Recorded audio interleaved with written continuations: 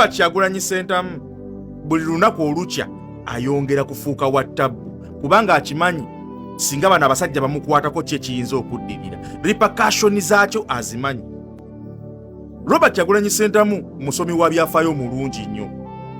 Robert Kyagulanyi Ssentamu amanyi omusajja gwadiiringa naye nti musajja mutujju, musajja mutemu.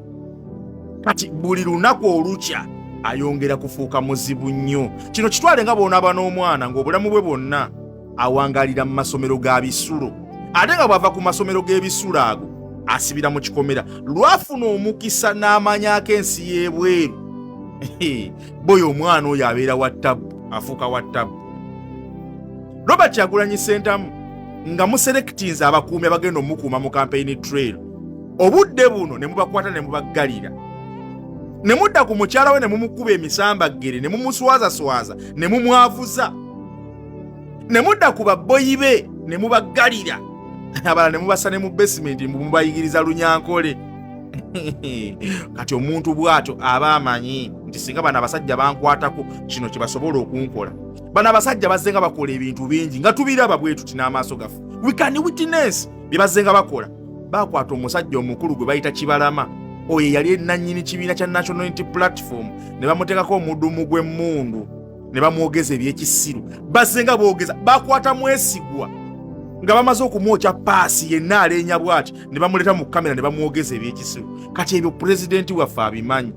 Buli lunaku olukya ayongera kufuuka eri ensolo enzibu, era mmwe mwabitandika. Oba oli awo senga mwava mu maka ge, oba oli awo yali yekubye mu kifuba n'agamba kanzire ewange kasi ebyokujjako nakyemalira si bya katala nti nabipatana.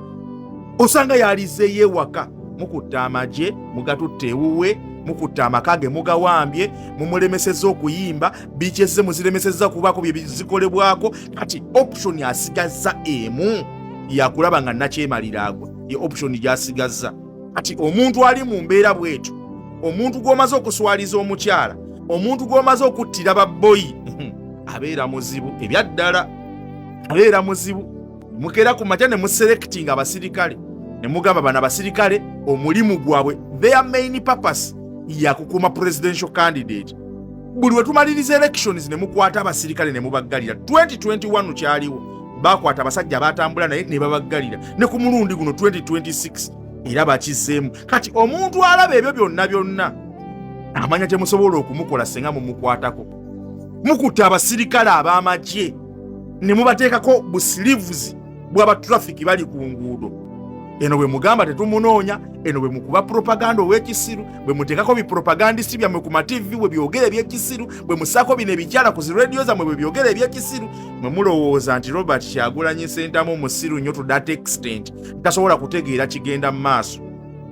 Buli lunaku olukya bwe ruti ng'ali ku ttale ky'oba omanya omutima gwe gwongera kufuuka gwa nsolo. Buli lunaku olukya bwe ruti, buli lunaku olukya gwe weeteeke mu ngatto ze singa gwe mu butuufu ng'okimanyidde ddala nti tolina musango gwe wazza, naye nga we twogerera olwaleero buli kimu kisasisse, buli kimu kikugenzeeko, nga buli kimu kiweddewo, naye nga tolina musango gwe wakola.